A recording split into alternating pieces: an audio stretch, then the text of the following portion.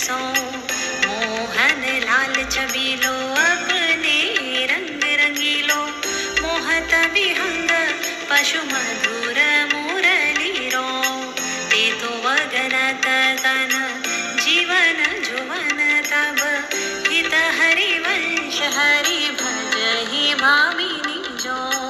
परम कृपालवे श्री सद्गुरु भगवते नमो नमः। आज लाडली मानवती हो रखी हैं। हित सखी कह रही हैं कि हे कामिनी, मैं तो तेरी ही प्रसन्नता के लिए तुझे लेने आई हूँ।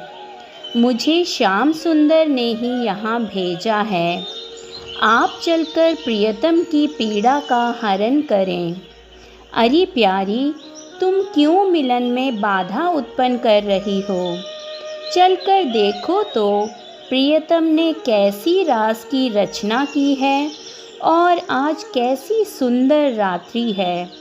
यमुना पुलिन पर कमल खिले हुए हैं और आकाश में चंद्रमा उदित हो चुके हैं।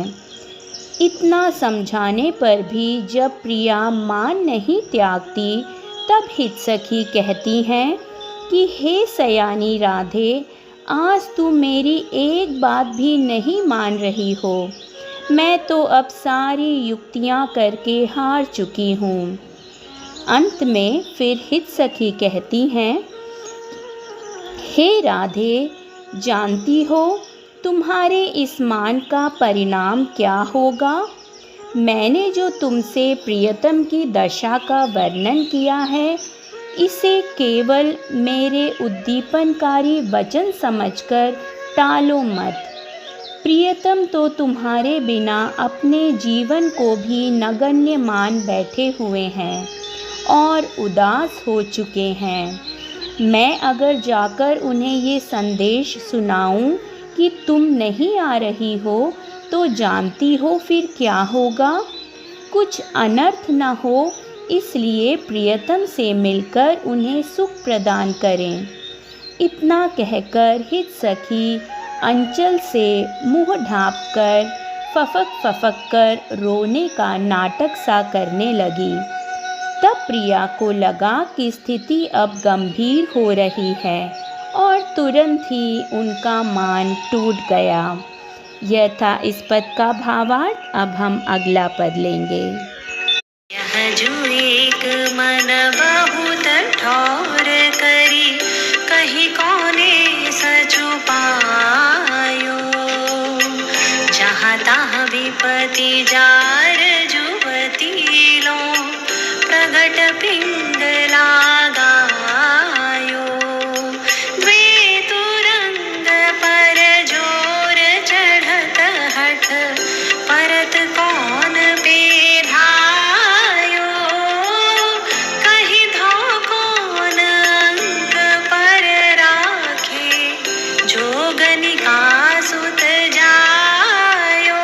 जय श्री हित हरिवंश प्रपंच वंश, सब काल व्याल को खायो, यह जिय जानी श्याम श्यामा पद, कमल संगी सिर नायो।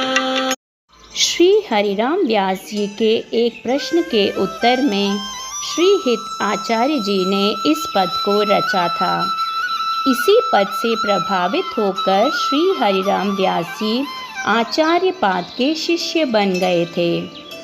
इस पद में हित आचार्य जी श्यामा श्याम के चरणों की सत्यता को उजागर कर रहे हैं। यही श्री चरण जीवों को इस काल व्याल ग्रस्त जगत से छुड़ाने वाले हैं। जो लोग अपने मन को इधर उधर दौड़ाते रहते हैं और युगल सरकार में नहीं लगाते हैं, वे बहुत बड़ी भूल करते हैं। ऐसे लोग कभी सुखी नहीं हो पाते। सच्चा सुख तो युगल सरकार और रसिक संतों के श्री चरणों में ही है। इन्हीं के चरण केवल आश्रय ग्रहण करने के योग्य हैं।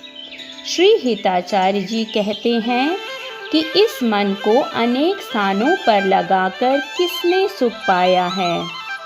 बहुत स्थानों पर मन को नचाने वाले को तो एक व्यभिचारिणी स्त्री की भांति जहाँ तहाँ दुख ही दुख मिलता है। यहाँ उदाहरण देते हुए कहा गया है कि दो घोड़ों को एक साथ जोड़कर हठपूर्वक दोनों के ऊपर भला कौन बैठकर उन्हें दौड़ा सकता है। श्री हित हरिवंश जी कहते हैं, यह विश्व प्रपंच एकदम झूठा है और काल रूपी सर्प से ग्रसित है। श्री हित हरिवंश जी कहते हैं कि इस बात को अपने हृदय को समझाते हुए मैंने रसिक भक्तजनों के आगे अपने मस्तक को झुका दिया है और केवल उन्हीं के चरणों के आश्रय को ग्रहण कर लिया है। हित हरिवंशी कह रहे हैं कि सुख तो केवल मन की एकाग्रता में है, इधर उधर भटकने में नहीं। पिंगला नाम की वैश्या जो जनकपुर में निवास करके वैश्यावृत्ति से जीवन यापन करती थी, वह अपने आत्मस्वरूप को न जानकर पर पुरुषों में सुख ढूंढती थी। एक दिन वह अर्धरात्रि तक पुरुषों की प्रतीक्षा करती रही, पर उस दिन कोई भी पुरुष उसके पास नहीं आया। तब वह दुखी और निराश हो गई। फिर उसे अपने आत्मा का ध्यान आया और उसे अपनी भूल पर पश्चाताप हुआ, जो पिंगला गीत के नाम से श्रीमद् भागवत में वर्णित है। पिंगला कहती है कि मेरे इंद्रियों के मोह को तो देखो, मैं मूर्ख इन तुच्छ कामियों से सुख की कामना करती हूँ। मैं तो बड़ी ही बुद्धिहीन हूँ, जो सत्पुरुष परमेश्वर को छोड़कर दुख, भय, राग, मोह आदि को देने वाले तुच्छ पुरुषों को भजती रही। मैंने तो वैश्यावृत्ति से व्यर्थ ही अपनी आत्मा को तपाया है। मैं इन स्त्री लंपट पुरुषों से धन की इच्छा करती रही। यह शरीर तो नाशवान है और मल मूत्र से भरा हुआ है। पिंगला कहती हैं कि अब मैं आत्मा रूपी प्रियतम के हाथों में बिककर लक्ष्मी जी की तरह केवल सर्वेश्वर के साथ ही रमन करूँगी। अवश्य ही भगवान मुझसे प्रसन्न हुए हैं, तभी मुझे ऐसा सुखकारक वैराग्य जागृत हुआ है। अब मैं प्रारब्धवश जो भी मिलेगा उसी से जीवन निर्वाह करूँगी। संसार कूप में पड़े हुए जीवों की रक्षा परमात्मा को छोड़कर और कर ही कौन सकता है। यह जगत तो निरंतर काल रूपी सर्प से ग्रसित रहता है। पिंगला ने अपने मन को अनेकों जारों में लगाकर अशांत बना डाला और फिर उसी मन को आत्मा में स्थिर करके सुखी भी कर लिया।